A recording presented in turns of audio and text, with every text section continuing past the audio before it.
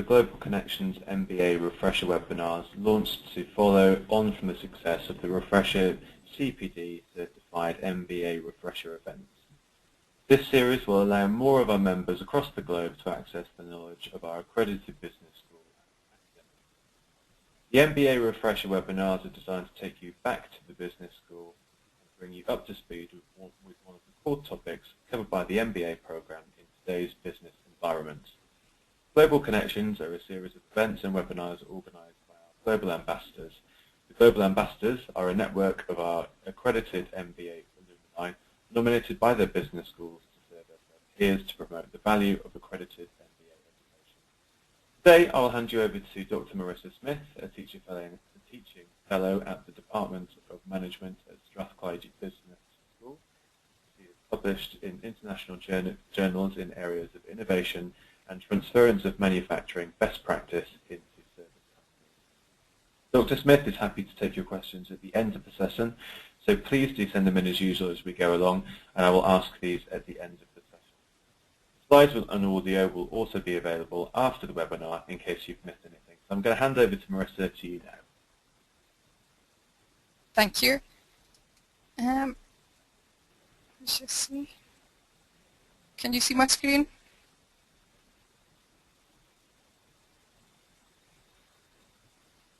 There we go. Okay, good afternoon everyone, and thank you for coming along to the webinar today. Today we are going to talk about innovation. I've titled it The Preserve of the Chosen Few because I'm sure we've all heard of innovation, and we probably all have heard of the phrases such as innovate or die, and we now are talking more about the importance of innovation more than ever. So just to introduce myself, my name is Dr. Marisa Smith. I have a master's degree in engineering. Don't hold that against me. I did come over to the business school eventually. I was a manufacturing engineer for Rolls-Royce Aerospace for a few years. I then did my PhD on innovation activities in contact centres, which is where the transference between manufacturing and service comes in. I also have worked on a few industry projects during my time within the university, so looking at technology and change management. So, innovation, the preserve of a chosen few. Today we're going to talk about what is innovation, because I'm sure we do hear it a lot. It is a buzzword at the moment, but what do we actually mean when we talk about innovation?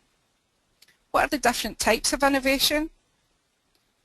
Let's start to have a look at the innovation process, and I will show quite a simplistic view of the innovation process, but I will explain how that gets more complex as things go on.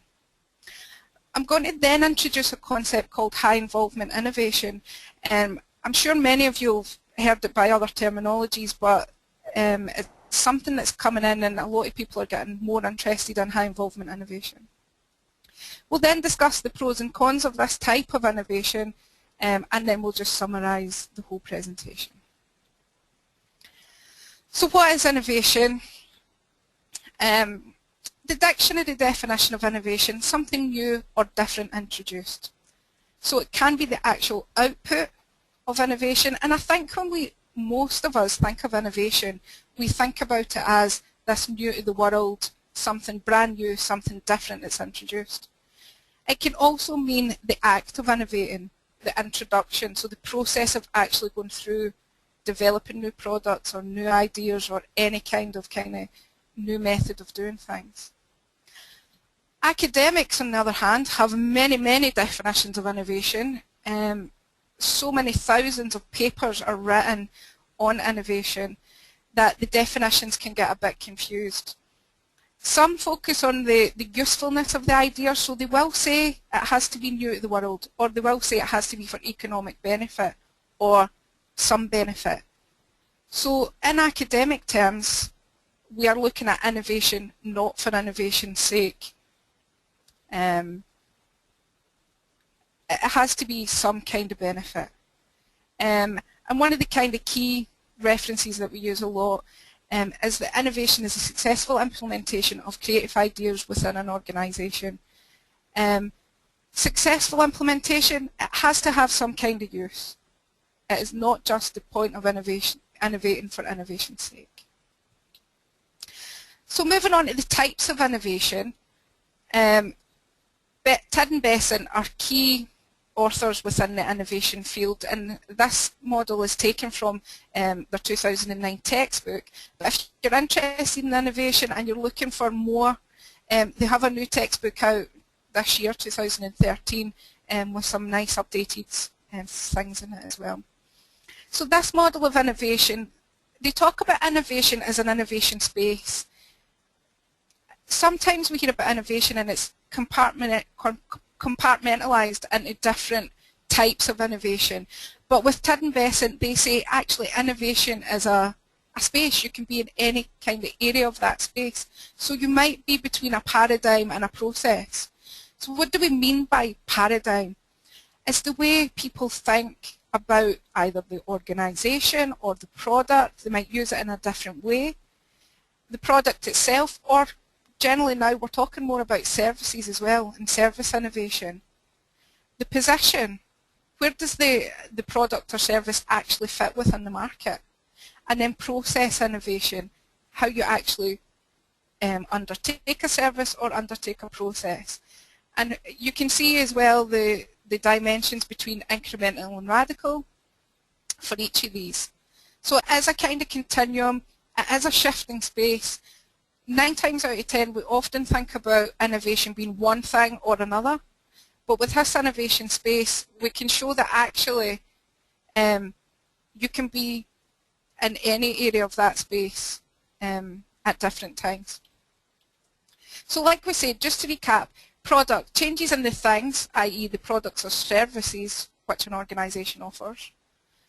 Changes in the ways in which they're created or delivered. And you can see this through things like, for instance, I hate to use Apple because everybody uses Apple as an example, but Apple didn't just invent the products, they invented iTunes as a delivery mechanism as well. So the product and process innovation there were kind of interlinked. And 9 times out of 10, any type of innovation has some kind of multi-dimensional aspect to it.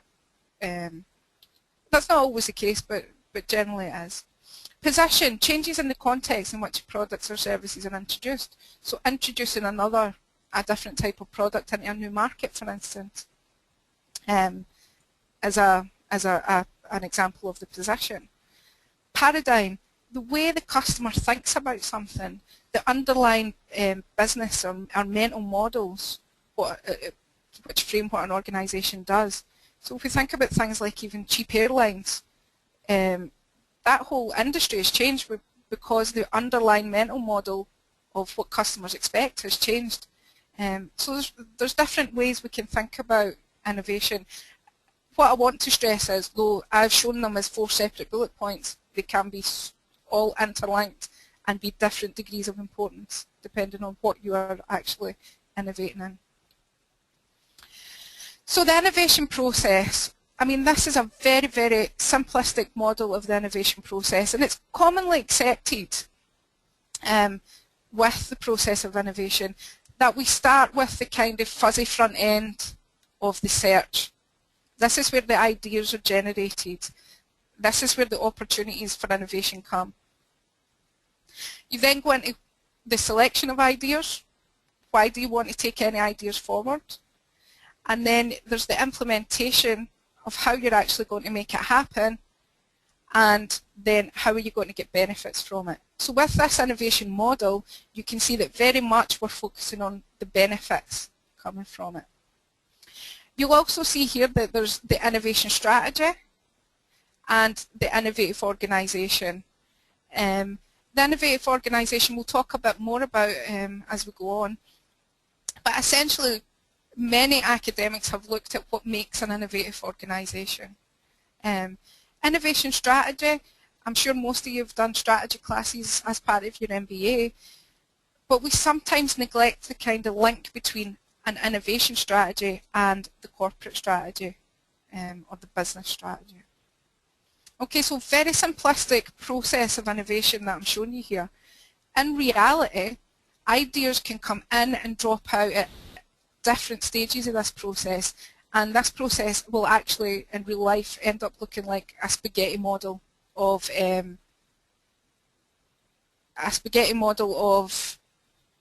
loads of different ideas coming in from different parts of organisation and from different sources.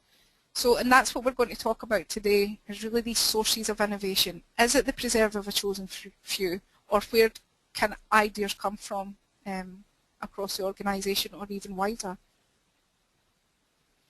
So the phases here, the kind of idea generation of the innovation process. I've just put a summary slide here to try and see some of the kind of drivers, barriers, and some of the tools that can be used at different phases of the innovation process. Some of them can get a bit more difficult depending on what type of innovation you're looking at. Things like development with service innovation, you can see here that there's prototype or pilot. Within product development, prototypes are, I won't say easy to manufacture, but you can make a prototype, you can test a prototype. With services, it can be very difficult to sometimes test your idea without actually having an impact on your customers, because the customers are so linked to services that some phases of the innovation process can become more difficult depending on the type of innovation that you're looking at. But again, this is a very simplistic summary table, just looking at some of the drivers and barriers. And we'll look at some of these as we go on. So again, from Tid and Besant, the sources of innovation. Innovation can come from many different places. Shocks to the system, accidents. How many times do we hear about, people just coming up with things through luck? The famous example of M3 where, a person invented post-it notes, which was a failure because they were looking at high stick glue and they ended up with low stick glue. But taking that idea and pushing it forward, things that seem accidental at the time can then become big sources of innovation.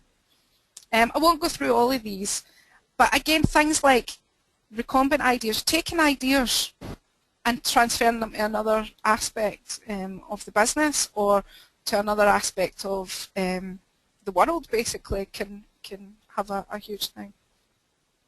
Users as innovators. This is becoming more and more important because you'll know yourself with open access software, the users become debuggers, if that's the right word.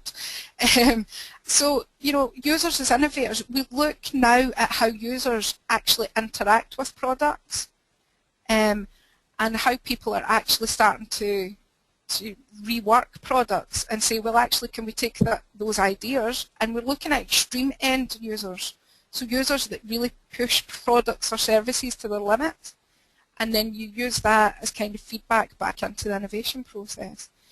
So there's loads of different sources of innovation that we can look at. How do we actually start having some of these search strategies for innovation? I mean, there's things like sending scouts out to technology fairs, that kind of thing, using the web. Seems very simple, but many companies don't use what is out there to try and influence their innovation process. The interesting one, deep diving. Study what people actually do rather than what they say they do. And that comes in with products and or services. Are people actually using things in the way you intended, or are they not? Does that have an impact then on incrementally improving your product as you go along, or can you make a radical product come from that, from what you've learned? The kind of creativity tools and things like that, create teams with a diverse workforce. These things sound very simple, but in reality they're very difficult to actually implement. And the use of things like creativity tools, they can have a good effect, but there can also be some limitations to them. Some people don't like to be pushed into these kind of idea generation situations, and many people, and I don't know if some of you listening will think that, but many people will think, well, I don't really have good ideas, and especially if you've been put on the spot with ideas. So there needs to be ways in which, if you're going to generate ideas from many people, it needs to be in a way that fits with the kind of diverse workforce that you might have. Okay, so I'm going to actually ask you a question here, and we have a poll, which Tim's going to be kindly to do for us. So who actually does innovation?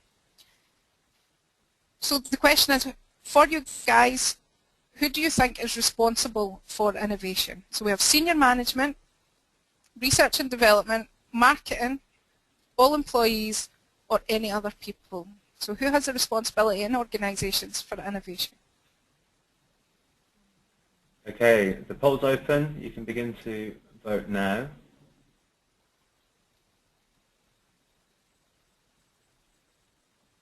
Okay, we've got 73% of the votes in, so still a few more to come in. Mm-hmm.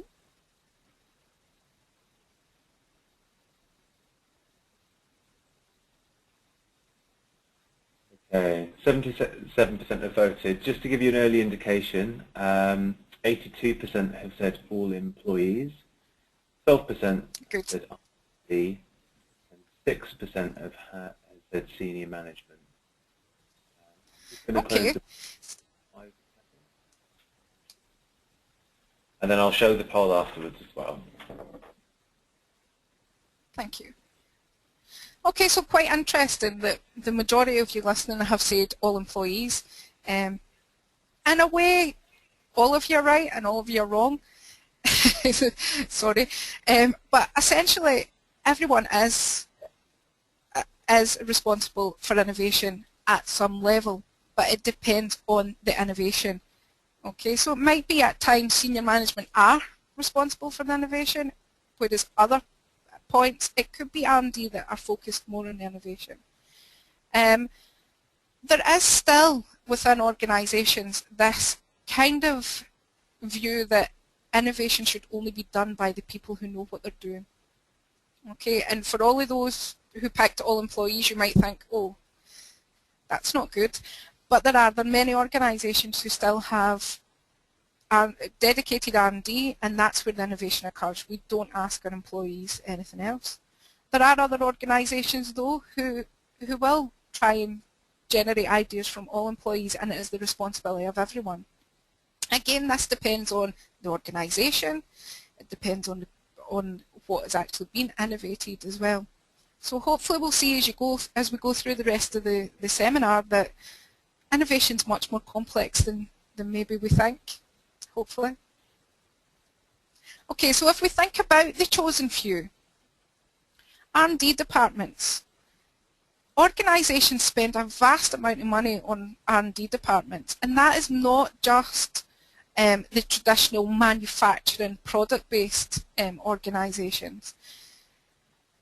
There's good rationale for this. There's good rationale to keep your innovation separate from your day-to-day operations. Taking people away from their day-to-day work can have a huge impact on the productivity levels. So by keeping R&D in a separate function, those people are focusing on the innovation, and they have the skills and the knowledge, the resources, capabilities to actually do R&D. But I think a question I would like you to think about as well is R&D akin to innovation? Can we say they are one and the same? It's a difficult question.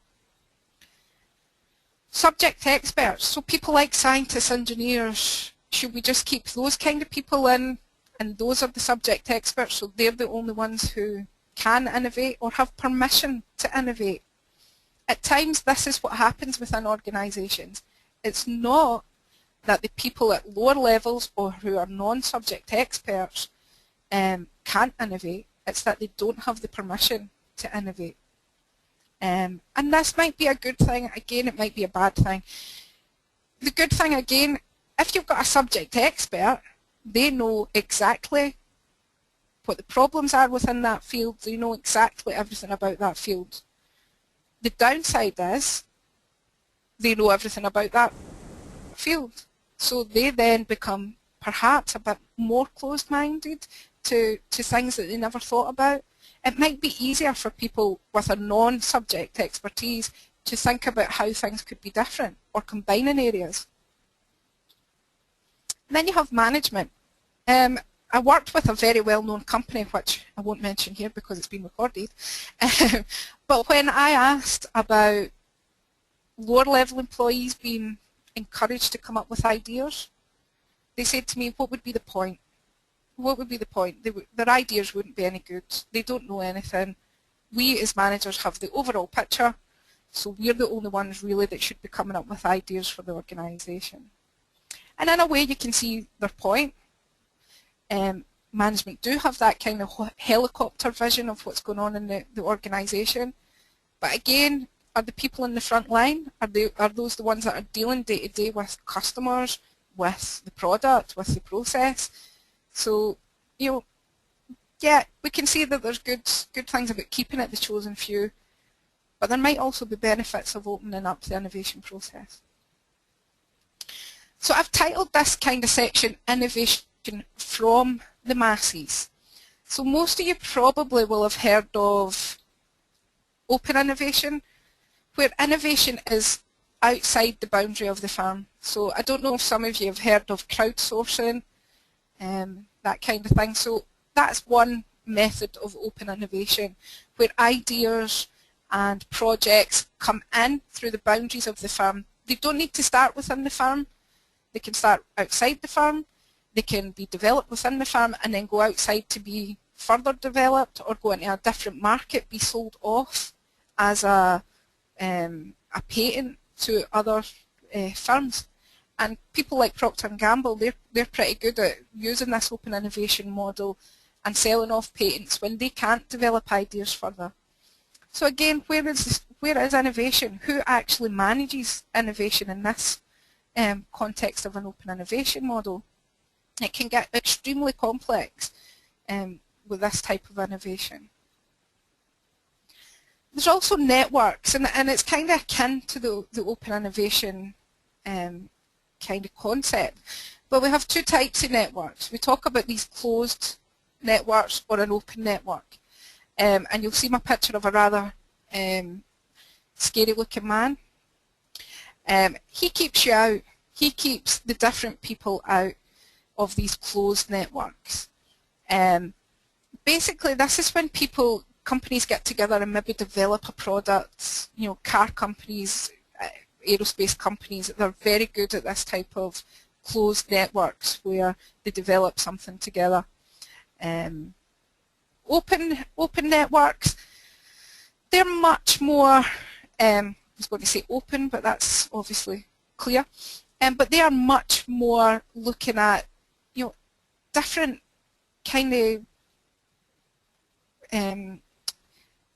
they're looking basically at sharing things between each other. They're looking at sharing standards, best practice, that kind of thing. There's no kind of protected IP or anything across that kind of thing. And obviously, as you can probably think, there'll be different ways at trying to get people involved in this network. Obviously, within a closed network, people are very interested in keeping that IP, you know, retaining the knowledge, retaining the technology, whereas in an open network, it is about sharing and sharing best practice and making an industry better, for instance. So that's one kind of mode of open innovation. When we think about networks for innovation, you can have things, these kind of actor network focused.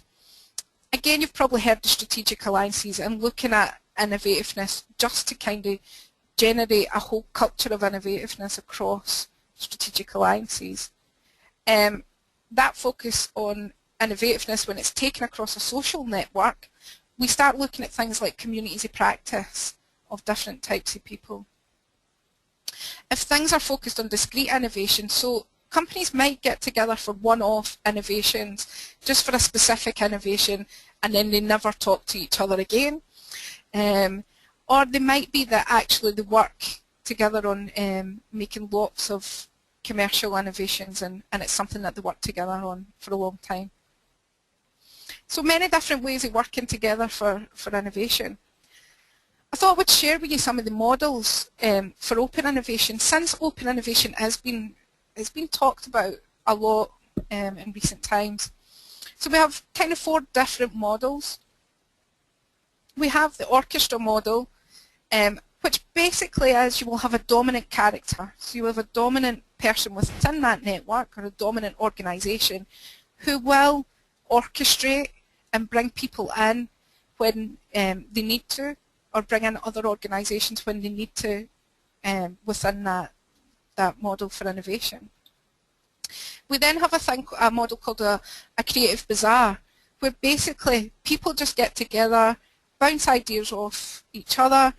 It's very good for idea generation, normally created trying to get a bit of a buzz and a bit of excitement going on, maybe some different things. And it's basically just trying to get people together to be that creative and generate good ideas within a nice environment. You then have a model called Jam Central, where basically companies or people, individuals, and this is a bit, crowdsourcing can sometimes be used in a Jam Central model, where everybody focuses on one particular issue. So there might be one issue, companies, organisations, individuals might all work together on that single issue to solve it. That's the kind of Jam Central model. We then have Mod Station, where basically people come together, they take a product and they start to see how they can modify it, hence my modified car at the bottom. So they put something together, they start to see how they can modify it, change it. Again, the focus here is on getting different types of actors, whether that be organisations, whether that be individuals or industry bodies, together to try and work on creating and generating useful ideas.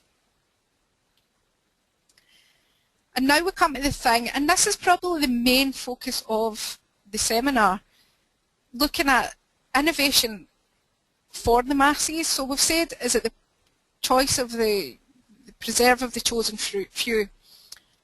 Well, we can see that actually in some cases it might be the preserve of the chosen few, but it might also be good to open up your innovation process and start getting ideas from all different aspects out with the company.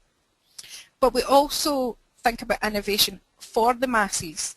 So what I mean by that is innovation for the people that you work for, okay, or the people who are your employees.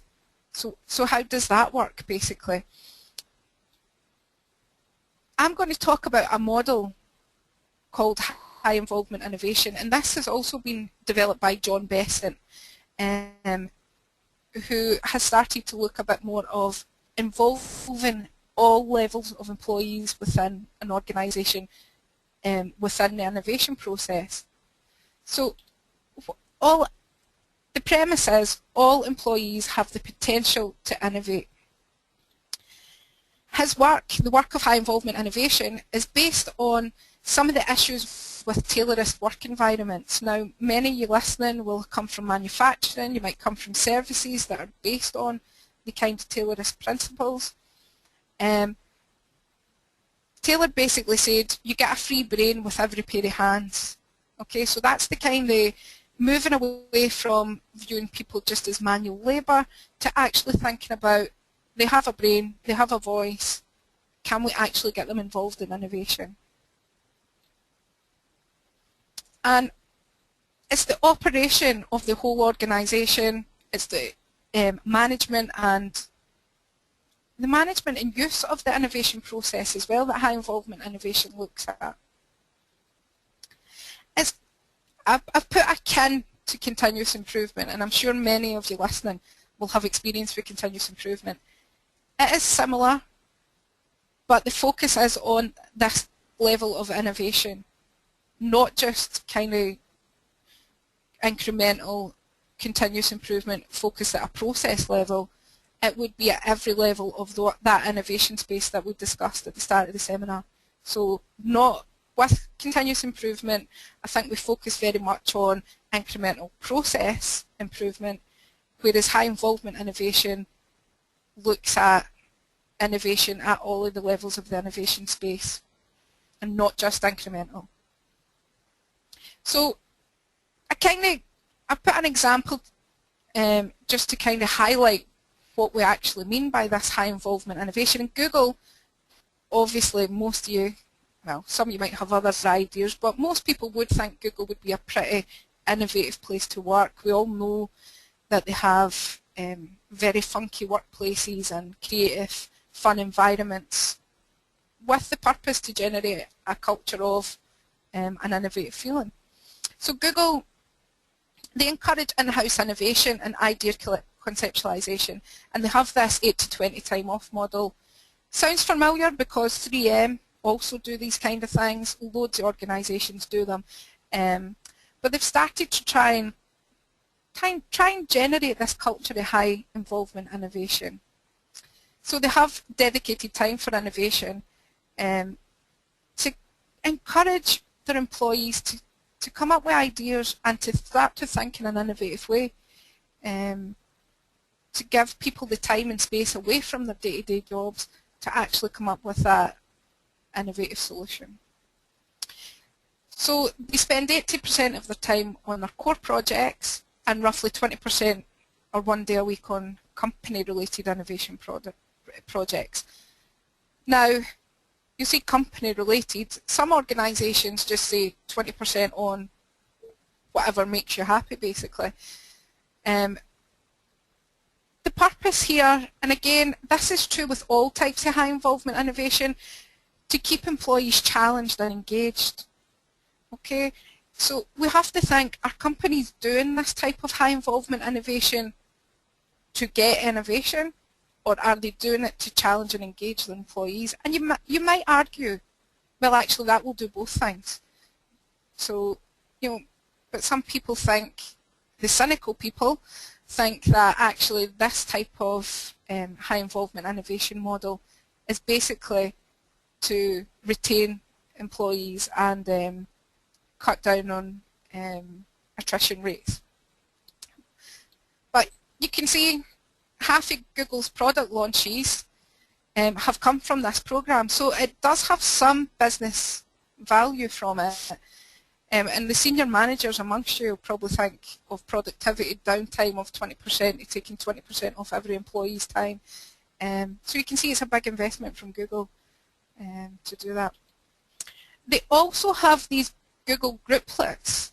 So you take that, where groups of engineers, they have the same idea or the same interest, they work together so they actually implement their ideas. So not just submit or conceptualize ideas, they actually go to make it reality. And that's often the most difficult part of the innovation process, is the implementation and development of ideas. So they have no budget, no decision-making authority, just trying to convince the company to adopt ideas. And again, the cynical people amongst you will say it's just Google getting more out of their employees by tapping into their interests and passions. But again, there's been success from these kind of grouplets as well. Now what you might see here, the eagle eye of you amongst the group, is Google. We're talking here about professional people. We're talking about engineers, software development people. How would this work in a more traditional factory environment, a call center environment, for instance? If we take that high involvement innovation idea and try and transfer it to all types of organisations, the kind of issue here is, does high involvement innovation work for every type of organisation, or is it simply the domain of the professional work labour process? Again, that's something you can think about as we go through. So lots of people have come up. When I say lots, I literally mean hundreds of academics have spent their life, including myself, I should admit, coming up with what is an innovative organisation and and what are the silver bullets of innovation. If everybody's shouting we should innovate or die, then actually how do we go about it, and what are these kind of principles of innovation? Well, these guys say sustain faith and treasure identity as an innovative company, and I suppose you could argue that Google try to do that. They want to have an identity as an innovative company, and I'm sure we can think of many others who want to have that view as being an innovative organisation. Be truly experimental in all functions. I would argue not a lot of companies are experimental. They will be very risk adverse, or they will take their R&D function, and that's where the experiments happen. And again, that's one of the pros of keeping R&D separate, is you can experiment and can take a bit of a risk within a protected environment. Structure real relationships between market and technical people. Obviously this is much more for, maybe more important for manufacturing companies or product related companies. Perhaps not actually, I mean, it could be for every company. But market and technical often broken down, and that kind of connection within the organisation can sometimes be lost. Generate customer intimacy. Well, we mentioned before about where sources of innovation are coming from, and one of them is customers and users. They are becoming much more involved in the innovation process. They're becoming much more ingrained within aspects of creating customised products, tailoring services towards them. Customers have much more power these days through the information on websites and using the internet. They can get a lot more information than has ever been possible before. So this challenge of creating customer intimacy really needs to be looked at.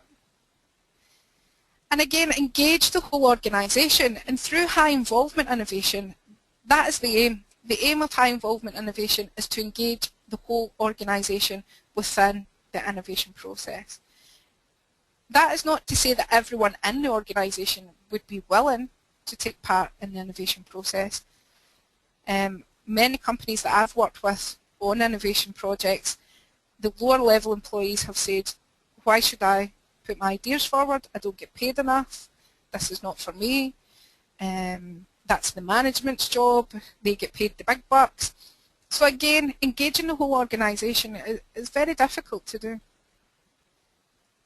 Never forget the individual. And I suppose that's what companies like Google are doing when they say it's a personal interest to you. You can look at anything you want as an individual. It's often very easy to group employees as the employees and forgetting that they're actually individual people with needs, wants and desires. So, tell and embody powerful and purposeful stories. So these companies, if you think any companies who we think of as innovative, they tell a good story. They tell it to the outside world, but that also gets transferred back into the inside of the organisation. And people start to think, yeah, we are innovative, we are creative, yeah. And it's that kind of self-perpetuating circle that becomes these kind of innovative climates, if you like. The kind of norms that promote this type of innovation is a focus on idea generation. And again, high involvement innovation is very much focused on generating ideas from employees, from all levels of employees. A lot of companies have participation schemes, suggestion schemes, that kind of thing. The focus then goes away from generating ideas to then selecting and developing ideas, and that can be the difficult phases of an organisation that wants to be involved in high involvement innovation. Support a continuous learning culture. You know, learning from other industries, learning from other aspects. You all have been through an MBA or are going through an MBA at the moment. You're in a continuous learning culture yourself. That needs to be fostered and created within organisations to get that innovative environment. Risk taking. Innovation is a very risky process, and for instance, Rolls-Royce, they were looking at a twin shaft engine in 1977, 1970 something, and they went bust because they focused so much on the innovation. They took so much of a risk that the company actually went bust. Because of the nature of their business, the government stepped in and helped them. But again, the risk taking, it needs to be carefully managed when you think about it. Tolerance of mistakes. Now, tolerance of mistakes is interesting because that is a very cultural thing. And when I say culture, I mean organisational culture, but also national culture. In some cultures, you can't tolerate mistakes. That wouldn't be allowed.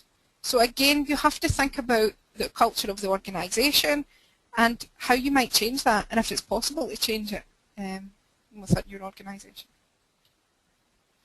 And support change. Nobody likes change, but it happens constantly. But that needs to be supported and embraced within an organisation that wants to be innovative. Conflict handling.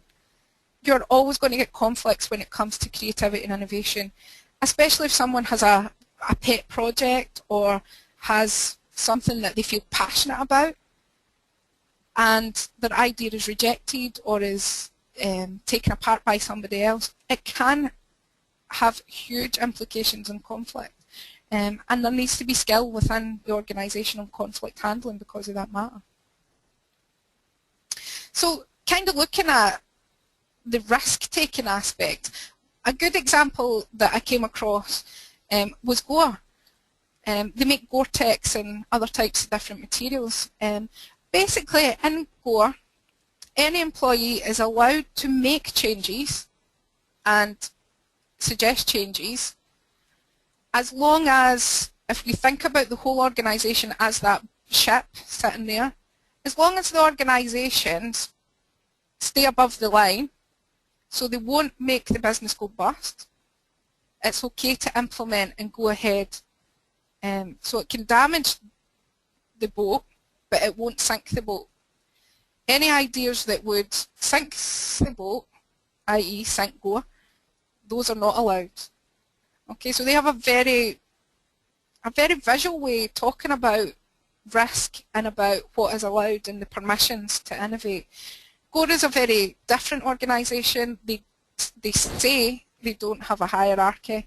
They say that they don't have job roles and things like that. So all employees basically are at the same level and are all encouraged to come up with ideas as long as they don't sink the boat.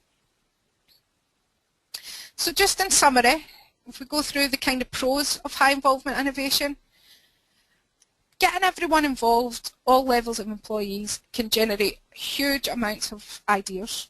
The ideas will be relevant to the organisation because they're coming from your employees, they're coming from generally the frontline employees. There's been research to show that by being involved in something other than your day-to-day job can actually increase productivity and engagement of your employees. And it might be a cost-effective way to manage the innovation process, so you don't have a separate innovation process. It is embedded within the culture of your organisation. The cons, though, can generate a vast quantity of ideas. If you're generating thousands and thousands of ideas each week or each month, someone needs to go through that, or people, a team need to go through that to filter, to select ideas. So there are cons within it.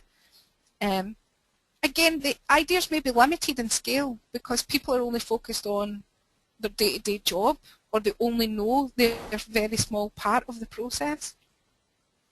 It may distract people from their day job if they're thinking about generating new ideas or have the pressure of coming up with new ideas. I did some work with a company recently who had idea generation and implementation on their balanced scorecard. So all levels employees had to submit and implement 3 ideas per year. So if you have that kind of pressure of trying to implement an idea, it may distract you from your day job. And one of the major cons of high involvement innovation is to try and create that climate, is to try and create that organisational context where high involvement innovation is actually successful. It's one of the things. So just to finish up, innovation has many facets, and I hope that from this presentation you've got a kind of a short taste of the many different faces of innovation and how complex it actually is. It's a very messy process which needs to be carefully managed. I've shown you a very nice block diagram model of the innovation process, but in reality it is much more messy, and it needs to be managed, whether that is out with the organisational context in a separate function or whether it is within the operational context. And it's both ways it's very messy. And there are many ways to manage that process, so there is no right or wrong way of managing innovation. You might be a company who does high involvement innovation very well, and that's where the source of your ideas comes from. It might be that you have a very lovely R&D function, and that's where your ideas come from, or it might be that you actually have a blended environment where you have a variety of sources of your innovation process. There is no right or wrong way, and I hopefully that's what you take from today's seminar, is that innovation is complex. It is a very exciting process to be involved in, but there really is no right or wrong way. So thank you all for listening to me today. If you would like to contact me or have any questions after the seminar, then those are my contact details, and I'm very happy to have any of you contact me for anything else. Thank you. Thank you, Marisa. That was immensely enjoyable, and we have some questions here now actually for you. I'll just read some out here. We've got one from George, who's at the Association of MBAs. He says, the US recently started including in its GDP an estimate of R&D generated assets. Sorry, you're dying away, Tim. Can you hear me okay now? Yeah, I hear you. I'll just start again. The US recently started including in its GDP statistics an estimate of R&D generated assets. However, this estimate is based on the investment in R&D. Is there a better way to estimate the value of R&D that creates in terms of outputs rather than just inputs? I mean, R&D is used a lot as a kind of indicator of innovation. R&D spend actually shows, personally I don't think R&D spend actually can show innovation performance. A lot of people now look at patent output as a way of looking at the innovative performance of companies and of countries.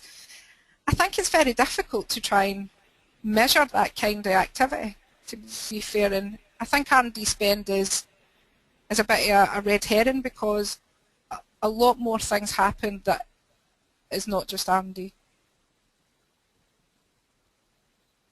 Okay, thank you, Marisa. Next question we've got is from Gunslen Frieda, and it is, how is it possible to create a climate that nurtures innovation in a tightly regulated industry, such as airport management? Yeah, I mean, this comes up quite a lot, the effects of regulation. There's two lines of thought in this. The first one is that regulation stifles innovation, it hampers creativity because you're so tightly regulated. The other theory is that actually working within tight boundaries can increase innovation. So you know your boundaries caused by regulation, and so it's called bounded innovation, where you start to look at innovation just within your boundaries. And a lot of people talk about that type of bounded innovation within a recession.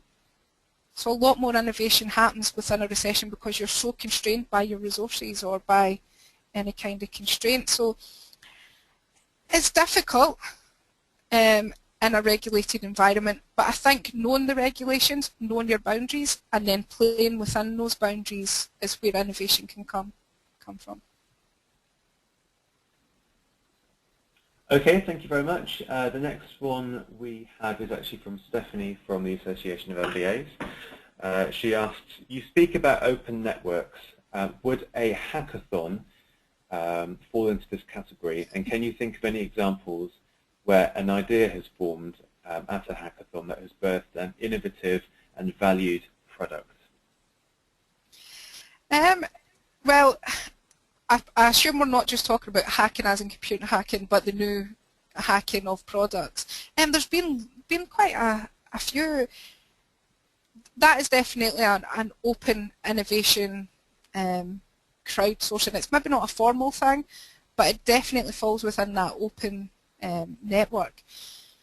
I've seen recently, I forget what it's called, but it's like the putty stuff, and people were combining products together using this putty to try and make new products, and companies now are starting to look at these hacking websites where people can put up things.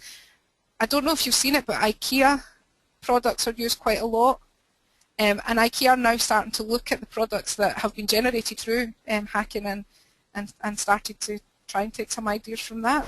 So I suppose that's an informal way of consumers just being annoyed by products and then trying to do something themselves, and then now companies are looking at them to have ideas. So yeah. Great, thank you very much for that. Next one we have is from Peter Zip. He is asked, while innovation may be a process, it is not necessarily so, and there are many counterexamples. And on the other hand, we see many organizations so focused on the process that they forget about innovation. Can you comment on this, please?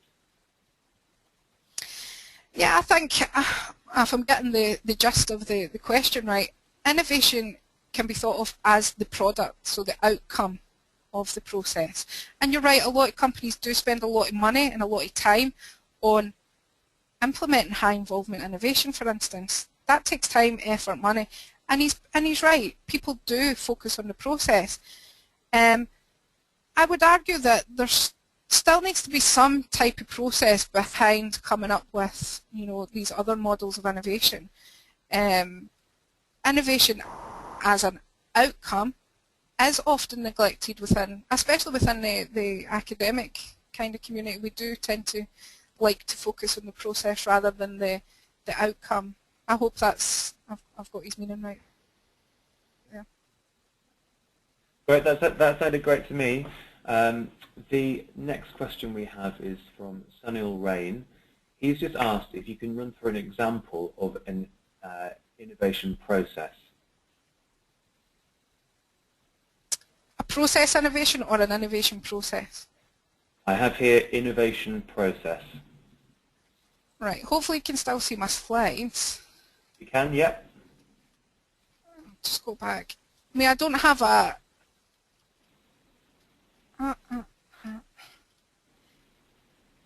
So this is the standard innovation process that people talk about. I should have maybe put an example in. A lot of times, the kind of innovation processes I've been working with has been primarily in services.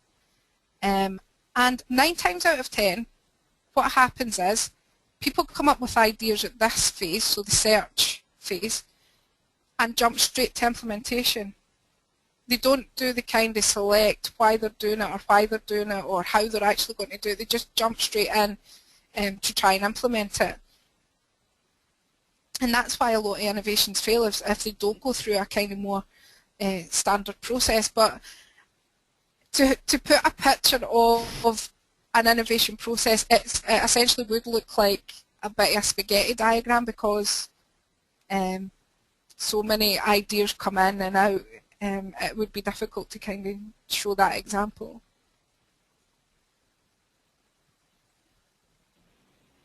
Okay, thank you very much. Moving on, next question is from Jeff Poole, and he asks, what are your thoughts in terms of engaging your end customers as part of your crowd, as part of an innovation process? I mean, it happens. It's becoming much more common now that organisations are going to their end consumer. and getting them involved in the start of the process. So bringing them to the start of the process and saying, right, you're our key users. A lot of companies now are using what they call extreme users, who basically push the product or service to the limit, and those are the ones that the companies will go out and target through different aspects of seeing the end consumer and then getting them involved.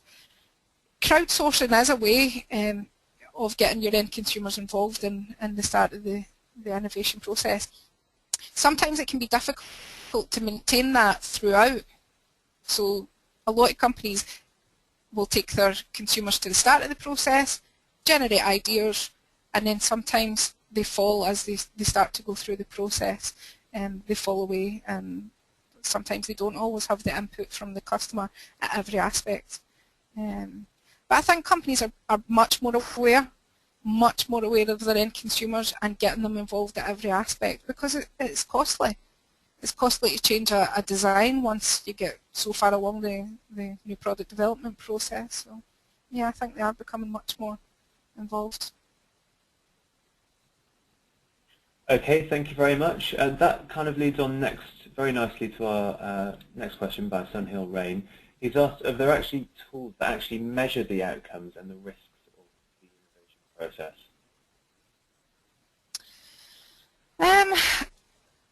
There are a variety of tools which measure innovation performance and innovation kind of outcomes.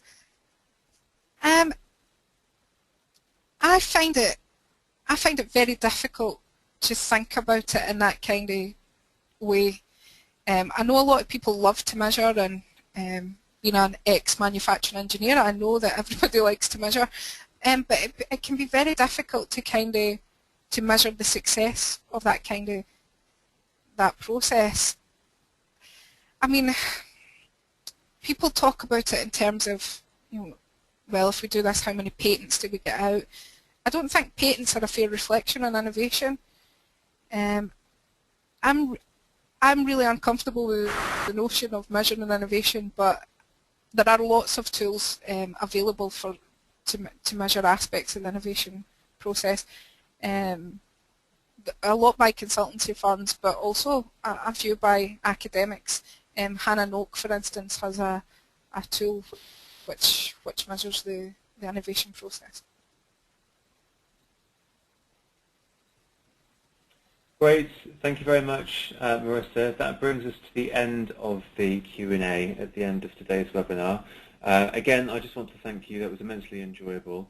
The webinar and the recordings will be available after this in case you've missed anything. I will send that out for you. Lastly, don't forget to miss out on our up-and-coming webinars. The first one is a Global Connections webinar entitled An Alternative Model for Quality Projects. That's on the 29th of August from 1 p.m. till 2 p.m. Secondly, there's a Global Connections webinar, Diffusion of Institutions. That's on the 10th of September at 10 a.m. for 1 hour. Again, many thanks to our speaker, Marisa, and goodbye. Thank you.